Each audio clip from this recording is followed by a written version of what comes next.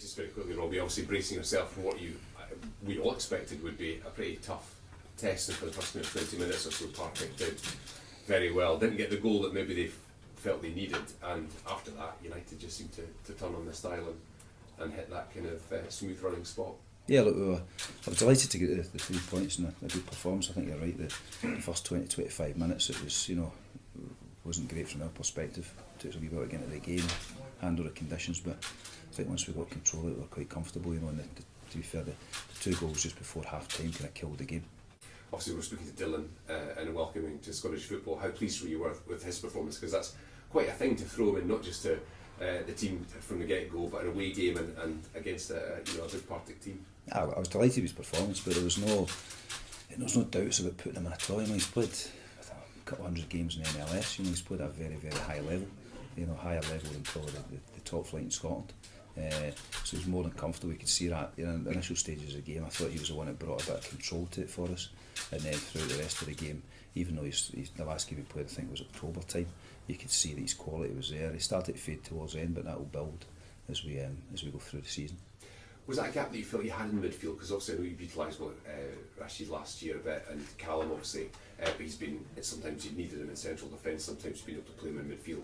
Does Dylan give you that option of just that bit of physical strength and passing? Yeah, I think it's important that we've lost Butch for a few games previously. We've lost that physicality, and then the way Scottish football is, if you don't win the battle in the midfield, then you're going to struggle to win the game or get any dominance in the game. So having the opportunity of Callum's out, we can bring Dylan in or play the two of them together, means that we can get a bit more physicality and control the game a bit more. I won't even mention Lawrence because there's been so much said already. I'll move on to Hibs. Fantastic opportunity. I know this time last season, I think you were against Calais, and it was one of those kind of tightly controlled John Robertson Calais performances that put you out the cup. Great benchmark against it seems to be a Hibs side that are recovering a bit of their form, but here at home and a huge crowd, it'll be one to savour. Yeah, we'll look forward to the game. I think it'll be a great one from our perspective.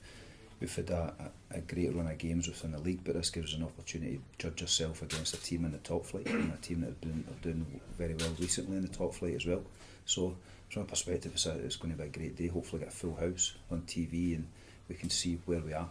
I'm guessing we probably asked you lots of questions about is the cup a distraction when you were neck and neck in the league last year, but this season, is it quite a nice distraction, get a wee break from the league and a fresh competition? Yeah, look, it's great. Obviously the position we're in the league, we can probably focus more on the cup, and that's what we're trying to do. We've got a strong team.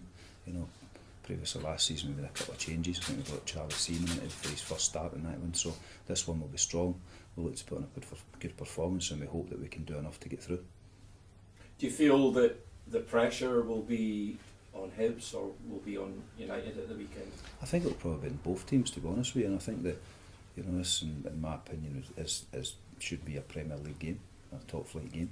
We obviously have the pressure of being Dundee United, playing at home in front of a home crowd, have to win every week. Whether it be against Morton at home or whether against Hibernian at home, it doesn't matter. We have to win. Hibs obviously have the pressure of one coming back from a winter break, but also the perception that they're playing against a lower league team. So it should be a good game. Yeah, I mean, you've touched on it already, but is it good to just kind of put that promotion push to one side and look at another target? See, to be honest, I don't look at it as a league game and a cup game. I just look at it as another game. It's another game that Dundee United have to go and win. So we're just building up exactly the same as we would for a normal league game. The intensity is there, the focus is there, and we'll do everything we do, whether it be, let's say, Morton at home or Hibs at home. Yeah, a good cup run would be a great bonus, though, wouldn't it? Yeah, definitely for the club, but also for the fans. It's been a while since they've had a good cup run. So I think it's important that we give everything for this game and try and get through. Obviously, you've made some quality signings in the transfer window so far. Any more that you're after? Any more potential signings incoming?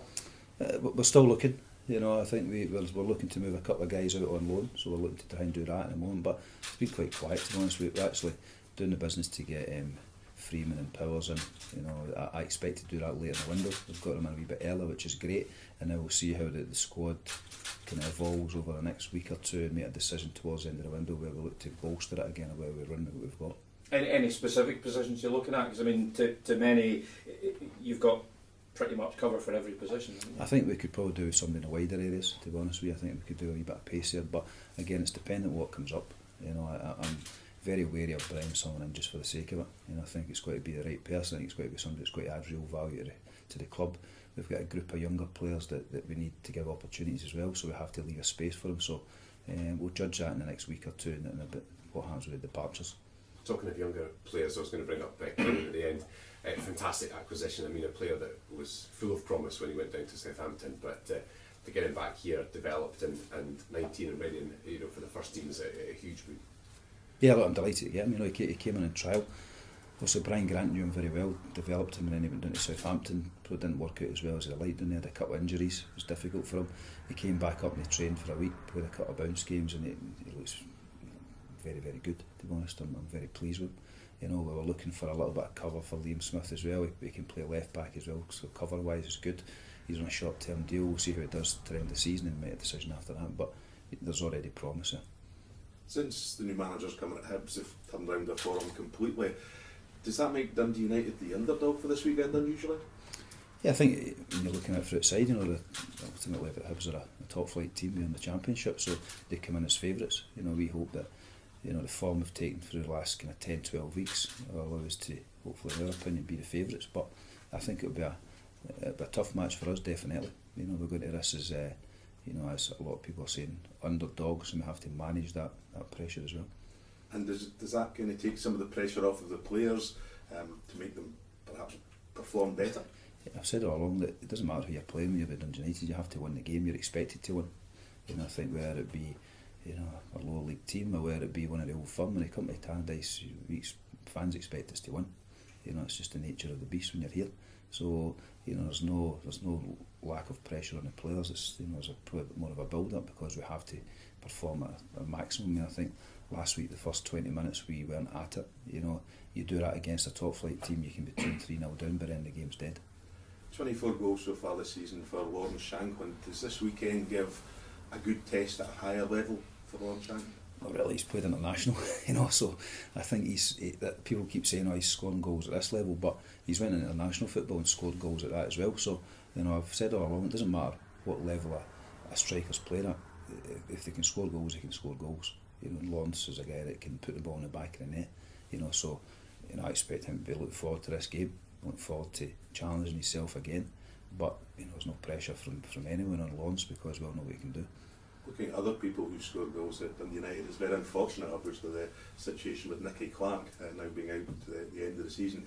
Does that give opportunities for others to now come into the team to take over from Nicky? Well, firstly, we're devastated for Nicky, you know, as a group, because he's been such a key player for us throughout this season. You know, we kind of knew at the time of the injury when we saw it happen that it was going to be a long one, and then we get scans back, so that'll be him more likely to next season before he's back. But you know, we've brought Osman Sow back in. He's looking fit. Played yesterday, scored a couple of goals. Declan stepped up to the plate. Peter Pollock's coming back in. Mockery's starting to develop a wee bit as well. So, you know, I don't think we need to add into that department.